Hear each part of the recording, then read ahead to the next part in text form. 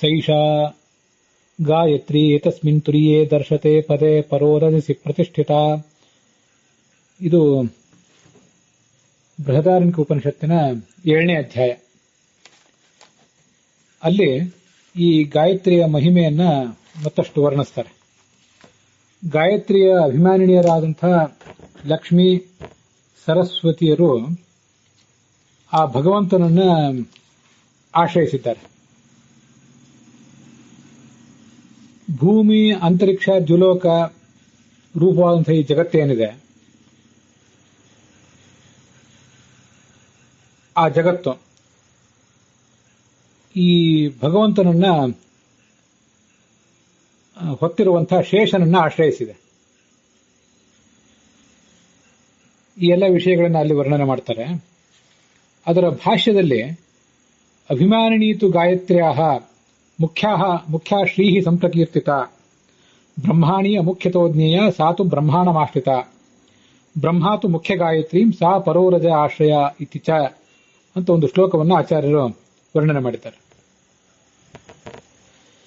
ಈ ಗಾಯತ್ರಿ ಮಂತ್ರದ ಮುಖ್ಯಾಭಿಮಾನಿನಿ ಲಕ್ಷ್ಮೀದೇವಿ, ಸರಸ್ವತಿ ದೇವಿ ಅದಕ್ಕೆ ಅಮುಖ್ಯಾಭಿಮಾನಿನಿ. ಸರಸ್ವತಿ ದೇವಿ ಚತುರ್ಮುಖ ಬ್ರಹ್ಮನನ್ನು ಆಶ್ರಯಿಸಿದ್ದಾಳೆ. ಚತುರ್ಮುಖ ಬ್ರಹ್ಮ ಆ ಗಾಯತ್ರಿಯ ಮುಖ್ಯಾಭಿಮಾನಿಯಾದಂತಹ ಲಕ್ಷ್ಮೀದೇವಿಯನ್ನು ಆಶ್ರಯಿಸಿದ್ದಾನೆ. ಲಕ್ಷ್ಮೀದೇವಿ ಪರೋರಜ ಅಂತ ಕರೆದುಕೊಂಡಿರುವಂತಹ ಪರಮಾತ್ಮನನ್ನು ಆಶ್ರಯಿಸಿದ್ದಾಳೆ. ಈ ಗಾಯತ್ರಿಗೆ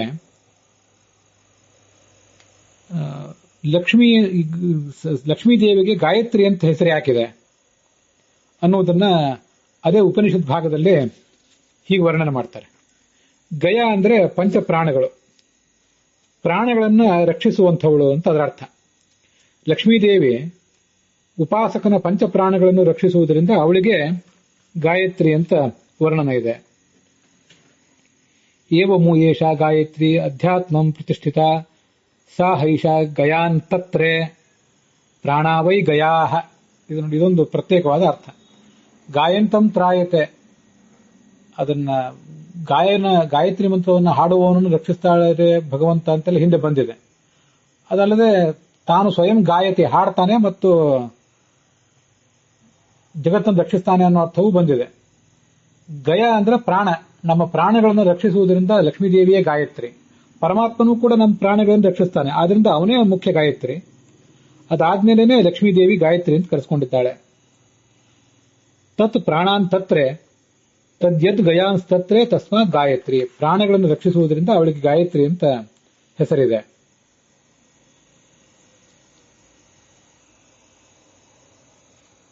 ಈ ಗಾಯತ್ರಿ ಮಂತ್ರವನ್ನ ಭಗವಂತ ಚತುರ್ಮುಖ ಬ್ರಹ್ಮನಿಗೆ ಉಪದೇಶಿಸಿದ್ದಾನೆ. ಆ ಚತುರ್ಮುಖ ಬ್ರಹ್ಮನ ಪ್ರಾಣಗಳನ್ನು ಲಕ್ಷ್ಮೀದೇವಿ ರಕ್ಷಿಸ್ತಾಳೆ. ಸ ಯಸ್ಮಾ ಅನ್ವಾಹ ತಸ್ಯ ಪ್ರಾಣಾನ್ ತ್ರಾಯತೆ ಅಂತ ಉಪನಿಷತ್ತಿನ ಭಾಗ.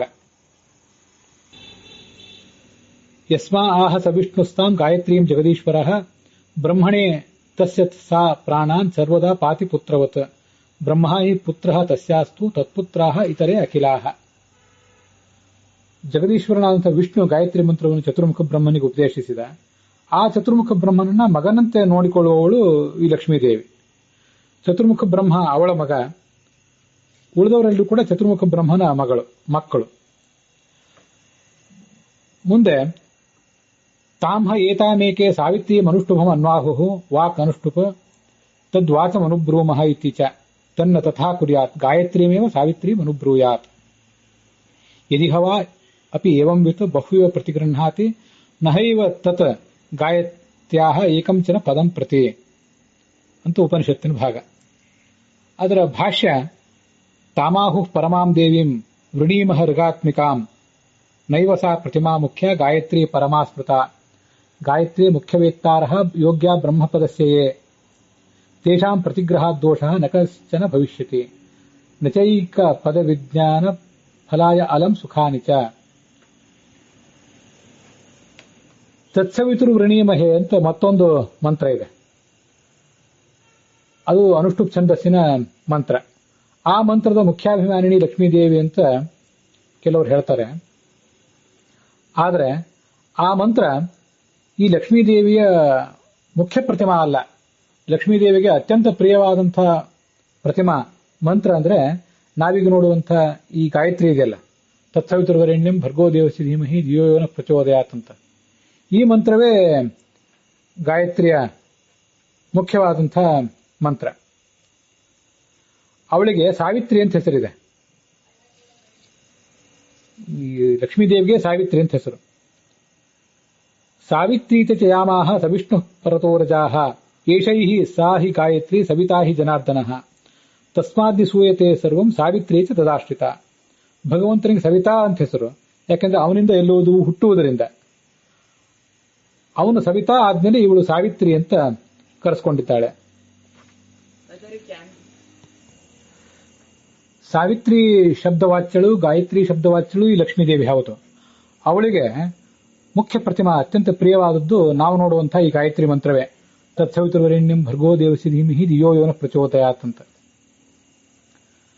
ಇದೇ ಅವಳ ಮುಖ್ಯ ಪ್ರತಿಮಾ ಹೊರತು ತತ್ಸವಿತುರು ವೃಣೀಮಹೆ ಅಂತ ಮತ್ತೊಂದು ಮಂತ್ರ ಅವಳಿಗೆ ಪ್ರಿಯವಾದದ್ದಲ್ಲ. ಬ್ರಹ್ಮ ಪದವಿಗೆ ಯೋಗ್ಯನಾದಂತಹ ಚತುರ್ಮುಖ ಬ್ರಹ್ಮ, ಪ್ರಾಣ ಮೊದಲಾದವರೇ ಗಾಯತ್ರಿ ಉಪಾಸನೆಗೆ ಅತ್ಯಂತ ಯೋಗ್ಯರಾದವರು. ಅವರಿಗೆ ಏನೇ ಪ್ರತಿಗ್ರಹ ಮಾಡಿದರೂ ಆ ಪ್ರತಿಗ್ರಹದಿಂದ ಯಾವುದೇ ದೋಷ ಬರೋದಿಲ್ಲ. ಅಂಥ ಮಹಾಫಲ ಆ ಗಾಯತ್ರಿ ಮಂತ್ರಕ್ಕಿದೆ ಅಂತ ಉಪನಿಷತ್ತು ಮತ್ತು ಅದರ ಭಾಷ್ಯ ಹೇಳ್ತದೆ.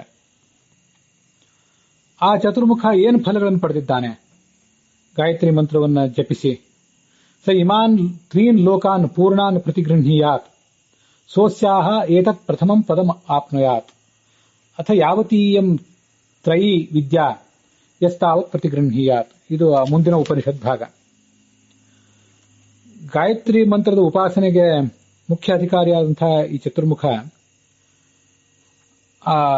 ತಾನು ಬ್ರಹ್ಮನಾಗಿದ್ದಾಗ ಭೂಮಿ, ಅಂತರಿಕ್ಷ, ದೇವ್ ಅನ್ನುವಂಥ 3 ಲೋಕಗಳ ಆಧಿಪತ್ಯವನ್ನ, 3 ವೇದಗಳ ಆಧಿಪತ್ಯವನ್ನ, ಎಲ್ಲಾ ಚೇತನದ ಮೇಲಿನ ಒಡೆತನವನ್ನ, ಎಲ್ಲಾ ಜೀವಿಗಳ ಮೇಲಿನ ಒಡೆತನವನ್ನ ಗಾಯತ್ರಿ ಮಂತ್ರದ ಉಪಾಸನೆ ಫಲವಾಗಿ ಅವನು ಪಡ್ಕೊಂಡ.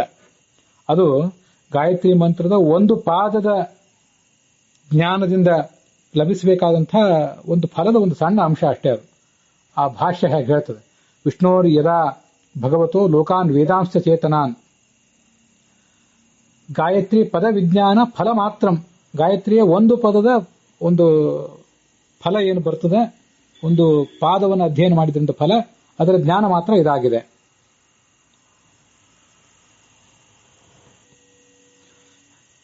ಹೀಗೊಂದು ಮಹಾಫಲ ಈ ಗಾಯತ್ರಿ ಮಂತ್ರದ ಉಪಾಸನೆಯಿಂದ ದೊರೆಯುತ್ತದೆ. ಅದರದೇ ಮತ್ತೊಂದು ಭಾಗವನ್ನ ಮುಂದೆ ಉಪನಿಷತ್ನಲ್ಲಿ ಹೇಳ್ತಾರೆ. ತಸ್ಯಾಹ ಉಪಸ್ಥಾನಂ ಗಾಯತ್ರಿ ಅಸಿ ಏಕಪದಿ ದ್ವಿಪದಿ ತ್ರಿಪದಿ ಚತುಷ್ಪದಿ ಅಸಿ ಅಪದಸಿ ನಹಿ ಪದ್ಯತೆ ನಮಸ್ತೆ ತುರಿಯಾಯ ದರ್ಶತಾಯ ಪದಾಯ ಪರೋ ರಜಸೆ ಅಂತ. ಈ ಗಾಯತ್ರಿ ಮಂತ್ರವನ್ನು ನಾವು ತ್ರಿಪದ ಷಟ್ಕುಕ್ಷಿ ಅಂತ 3 ಪಾದವುಳ್ಳದ್ದು ಅಂತ ಹೇಳ್ತೇವೆ. ಉಪನಿಷತ್ ಹೇಳ್ತದೆ ಅದು 3 ಪಾದ ಉಳ್ಳದ್ದು ಹೌದು, 4 ಪಾದ ಉಳ್ಳದ್ದು ಹೌದು, 2 ಪಾದ ಉಳ್ಳದ್ದು ಹೌದು, 1 ಪಾದ ಉಳ್ಳದ್ದು ಹೌದು. ಮತ್ತೆ ಅದು ಹೇಗೆ ಒಂದು ಪಾದ ಗಾಯತ್ರಿ ಒಂದೇ ಪಾದ ಉಳ್ಳದ್ದು ಅಂದ್ರೆ ಅರ್ಥ ಏನು, 2 ಪಾದ ಉಳ್ಳದ್ದು ಅಂದ್ರೆ ಅರ್ಥ ಏನು? ಅದನ್ನ ಆ ಬೃಹದಾರಣ್ಯಕ ಉಪನಿಷತ್ತಿನ ಭಾಷೆ ಹೀಗೆ ಹೇಳ್ತದೆ.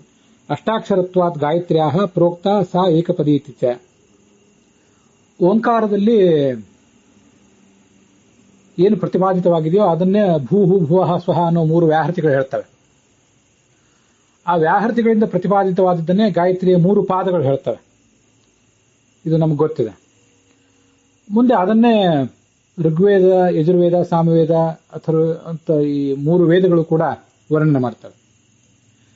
ಓಂಕಾರ 8 ಅವಯವಗಳು ಉಳ್ಳದ್ದಾಗಿದೆ. ಅಕಾರ, ಉಕಾರ, ಮಕಾರ ಅಂತ 3 ಪ್ರಧಾನ ಅವಯವಗಳು. ಅದನ್ನು ಬಿಟ್ರೆ ಅಕಾರ, ಉಕಾರ, ಮಕಾರ, ನಾದ, ಬಿಂದು, ಕಲಾ, ಶಾಂತ, ಅತಿಶಾಂತ ಅಂತ 8 ಅವಯವಗಳುಳ್ಳದ್ದು ಈ ಓಂಕಾರ. ಓಂಕಾರ 8 ಅವಯವಗಳು ಉಳ್ಳದ್ದಾದ್ರಿಂದ ಆ ಓಂಕಾರದ 8 ಅವಯವಗಳಿಂದ ಏನು ಅರ್ಥ ವರ್ಣಿತ ಆಗಿದೆ ಅದನ್ನೇ ಗಾಯತ್ರಿಯ ಮೊದಲನೇ ಪಾದ ತತ್ಸವಿತುರ್ವರೆಣ್ಯಂ, ಅದನ್ನು ವರೇಣೀಯಂ ಅಂತ ಪದಚ್ಛೇದ ಮಾಡಿದರೆ 8 ಅಕ್ಷರಗಳಾಗ್ತವೆ. ಓಂಕಾರದ 8 ಅವಯವಗಳಿಂದ ಪ್ರತಿಪಾದಿತವಾದನ್ನೇ ಈ 8 ಅಕ್ಷರಗಳು ಕೂಡ ಹೇಳ್ತವೆ. ಈ ಓಂಕಾರ ಹಾಗೇನೆ ಭರ್ಗೋ ದೇವಸ್ಯ ಧೀಮಹಿ ಎಂಬ 8 ಅಕ್ಷರಗಳು ಕೂಡ ಗಾಯತ್ರಿಯ ಎರಡನೇ ಪಾದದ 8 ಅಕ್ಷರಗಳು ಕೂಡ ಓಂಕಾರದಿಂದ ಪ್ರತಿಪಾದಿತವಾದ ಅರ್ಥವನ್ನೇ ಹೇಳ್ತವೆ. ಧಿಯೋ ಯೋನ ಪ್ರಚೋದಯಾತ್ ಅಂತ ಕೊನೆ 8 ಅಕ್ಷರಗಳು ಕೂಡ ಓಂಕಾರದಿಂದ ಪ್ರತಿಪಾದಿತವಾದ ಅರ್ಥವನ್ನೇ ವರ್ಣನೆ ಮಾಡ್ತವೆ. ಆದ್ರಿಂದಲೇ ಗಾಯತ್ರಿ ಒಟ್ಟಾರೆ ಒಂದೇ ಪಾದ ಉಳ್ಳದ್ದು ಅಂತ ಕರೆಸ್ಕೋತದೆ. ಅದು ಹೇಗೆ ಅಂದ್ರೆ, ಓಂಕಾರ ಒಂದು ಪಾದ, ಅದು ಪ್ರತ್ಯೇಕವಾಗಿ ಒಂದು ಮಂತ್ರ. ನಾವು ತಿಳಿದಂತೆ ಈಗ ಓಂ ಭೂರ್ಭುವಸ್ವಃ ತತ್ಸವಿತುರ್ವರೆಣ್ಯಂ ಭರ್ಗೋ ದೇವಸ್ಯ ಧೀಮಹಿ ಧಿಯೋ ಯೋನ ಪ್ರಚೋದಯಾತ್ ಅಂತ ಹೇಳಿದರೆ ಇದಿಷ್ಟು ಗಾಯತ್ರಿ, ವಿಶ್ವಾಮಿತ್ರ ಗಾಯತ್ರಿ. ಓಂ ಅಂತ ಒಂದು, ಭೂರ್ಭುವಸ್ವಃ ಅಂತ ಒಂದು, ತತ್ಸವಿತುರ್ವರೆಣ್ಯಂ ಭರ್ಗೋ ದೇವಸ್ಯ ಧೀಮಹಿ ಧಿಯೋ ಯೋನ ಪ್ರಚೋದಯಾತ್, ಇದಿಷ್ಟೆಲ್ಲ ಸೇರಿ ಗಾಯತ್ರಿ. ಆದರೆ ಓಂ ಅನ್ನುವುದೇ ಒಂದು ಪ್ರತ್ಯೇಕ ಮಂತ್ರ. ಯಾಕಂದ್ರೆ 8 ಅವಯವಗಳನ್ನು ಒಳಗೊಂಡಿದ್ದರಿಂದ ಭಗವಂತನ ಗುಣಗಳನ್ನು ಪ್ರತಿಪಾದನೆ ಮಾಡುವುದರಿಂದ. ತತ್ಸವಿತುರ್ವರೆಣ್ಯಂ ಅನ್ನುವುದೇ ಒಂದು ಪ್ರತ್ಯೇಕ ಗಾಯತ್ರಿ. ಗಾಯತ್ರಿಯ ಒಂದು ಪಾರ್ಟ್ ಮಾತ್ರ ಅಲ್ಲ, ಅದು ತಾನೇ ಒಂದು ಗಾಯತ್ರಿ. ಯಾಕೆಂದ್ರೆ ಓಂಕಾರದ ಅರ್ಥವನ್ನು ಅದು ವರ್ಣನೆ ಮಾಡುವುದರಿಂದ. ಭರ್ಗೋ ದೇವಸ್ಯ ಧೀಮಹಿ ಅನ್ನುವುದು ಒಂದು ಪ್ರತ್ಯೇಕವಾದ ಗಾಯತ್ರಿ ಮಂತ್ರವೇ. ಇದು ಕೇವಲ ಒಂದು ಪಾತ್ರ ಅಲ್ಲ, ಅದು ಒಂದು ಪಾದ ಮಾತ್ರ, ಒಂದು ಭಾಗ ಅಲ್ಲ ಅದು. ಯಾಕೆಂದ್ರೆ ಅದು 8 ಅವಯವಗಳನ್ನು ಒಳಗೊಂಡಿದೆ. ಧಿಯೋ ಯೋನ ಪ್ರಚೋದಯಾತ್ ಅನ್ನುವಂಥ ಕೊನೆಯದ್ದೇನಿದೆ ಅದು ಒಂದು ತಾನೇ ಒಂದು ಪ್ರತ್ಯೇಕವಾಗಿ ಗಾಯತ್ರಿ ಮಂತ್ರ. ಅದು ಗಾಯತ್ರಿ ಮಂತ್ರದ ಭಾಗ ಮಾತ್ರ ಅಲ್ಲ. ಯಾಕೆಂದ್ರೆ ಓಂಕಾರದಿಂದ ಪ್ರತಿಪಾದಿತವಾದದನ್ನ ತಾನೇ ಸ್ವತಂತ್ರವಾಗಿ ಇತರ ಭಾಗಗಳ ಸಹಾಯವಿಲ್ಲದೆ 1ನೇ ಪಾದ, 2ನೇ ಪಾದ, 3ನೇ ಪಾದ ಎಲ್ಲವೂ ವರ್ಣನೆ ಮಾಡ್ತವೆ. ಹೀಗೆ ಗಾಯತ್ರಿ ಮಂತ್ರದ ಪ್ರತಿಯೊಂದು ಪಾದವನ್ನು ತತ್ಸವಿತುರ್ವರೆಣ್ಯಂ ಭರ್ಗೋ ದೇವಸ್ಯ ಧೀಮಹಿ ಧಿಯೋ ಯೋನ ಪ್ರಚೋದಯಾತ್ ಇವೆಲ್ಲವನ್ನು ಮತ್ತೆ ಓಂಕಾರವನ್ನು ಪ್ರತ್ಯೇಕವಾಗಿ ಗಾಯತ್ರಿ ಮಂತ್ರಗಳು ಅಂತ ನಾವು ಪರಿಗಣಿಸಬಹುದು. ಗಾಯತ್ರಿಯಲ್ಲಿ 8 ಅಕ್ಷರಗಳಿರ್ತವೆ, ಓಂಕಾರದಲ್ಲೂ ಕೂಡ ಈ 8 ಅವಯವಗಳೇ ಇವೆ. ಆದ್ದರಿಂದ ಪ್ರಣವವೇ ಒಂದು ಗಾಯತ್ರಿ. ಆಮೇಲೆ 3 ಪಾದಗಳು ಕೂಡ ಪ್ರತ್ಯೇಕವಾಗಿ 3 ಗಾಯತ್ರಿಗಳು. ಅವನು ಈ ಎಲ್ಲಗಳಿಂದ ಪ್ರತಿಪಾದಿತನಾದ ಭಗವಂತನೇ ಏಕಪಾದದಿಂದ ಪ್ರತಿಪಾದಿತನಾದಂಥ ಏಕಪದಿ ಅಂತ ಕರೆಸ್ಕೊಂಡಿದ್ದಾನೆ. ದ್ವಿಪದಿನೂ ಹೌದು ಆ ಭಗವಂತ. ಗಾಯತ್ರಿ 2 ಪಾದ ಉಳ್ಳದ್ದು ಅಂತಲೂ ಹೇಳಬಹುದು. ಹೇಗೆಂದ್ರೆ ಓಂಕಾರ ಅನ್ನುವುದೊಂದು ಪ್ರತ್ಯೇಕ ಪಾದ, ಪ್ರಣವವೇ ಒಂದು ಪಾದ, ಇಡೀ ಗಾಯತ್ರಿ ತತ್ಸವಿತುರ್ವರೆಣ್ಯಂ ಭರ್ಗೋ ದೇವಸ್ಯ ಧೀಮಹಿ ಧಿಯೋ ಯೋನ ಪ್ರಚೋದಯಾತ್ ಇದಿಷ್ಟು ಒಂದು ಪಾದ. ಗಾಯತ್ರಿಯ 3 ಪಾದಗಳನ್ನು ಸೇರಿಸಿ ಒಂದು ಪಾದ ಅಂತ ಪರಿಗಣನೆ ಮಾಡೋಣ, ಓಂಕಾರವನ್ನು ಒಂದು ಪಾದ ಅಂತ ಪರಿಗಣನೆ ಮಾಡೋಣ. ಹೀಗೆ ಮಾಡಿದಾಗ ಗಾಯತ್ರಿ ದ್ವಿಪದಿ ಆಯಿತು. ಭಗವಂತ ಈ ದ್ವಿಪದಿಯಿಂದಲೂ ಪ್ರತಿಪಾದ್ಯನಾಗಿದ್ದಾನೆ. ಭಗವಂತ 3 ಪಾದಗಳಿಂದಲೂ ಪ್ರತಿಪಾದಿತನಾಗಿದ್ದಾನೆ.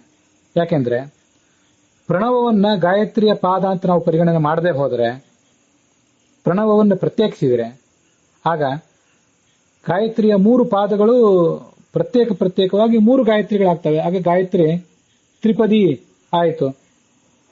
ಆ 3 ಪಾದಗಳಿಂದ ಕೂಡಿದಂತಹ ಗಾಯತ್ರಿಯೇ ತ್ರಿಪದಿ ಆಯಿತದು. ತ್ರಿಪದಿ ಷಟ್ಕುಕ್ಷಿ ಪಂಚಶೀರ್ಷ ಉಪನಯನ ವಿನಿಯೋಗ ಅಂತ ನಾವು ಹೇಳ್ತೇವೆ. ಆದ್ರಿಂದ ಅದು ತ್ರಿಪದಿ ಆಯಿತು. ಅದರಿಂದಲೂ ಭಗವಂತ ಪ್ರತಿಪಾದ್ಯ. ಪ್ರಣವವನ್ನೂ ಕೂಡ ಗಾಯತ್ರಿಯ ಒಂದು ಭಾಗ ಅಂತ ಪರಿಗಣನೆ ಮಾಡಿದ್ರೆ ಅವಾಗ ಒಟ್ಟು 4 ಪಾದಗಳಾದವು. ಆಗ ಗಾಯತ್ರಿ ಚತುಷ್ಪದಿ ಆಯಿತು. ಈ ಭಗವಂತ ಈ 4 ಪಾದಗಳಿಂದಲೂ ಪ್ರತಿಪಾದಿತನಾಗಿದ್ದಾನೆ.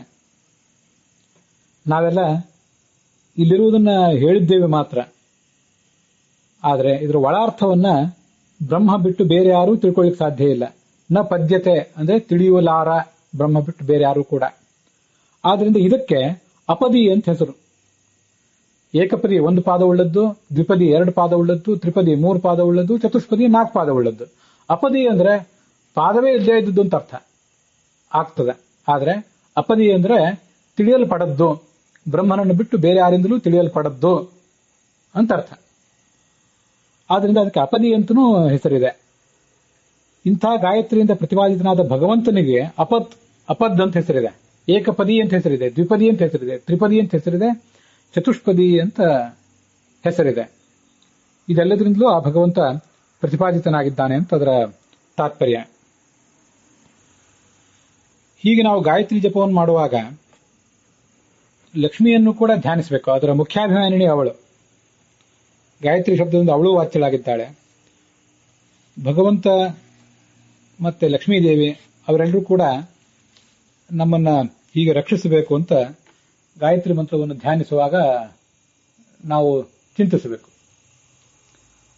ಅಲ್ಲಿಗೆ ಈ ಭಾಗ ಸಮಾಪ್ತಿಯನ್ನು ಕಂಡಿದೆ.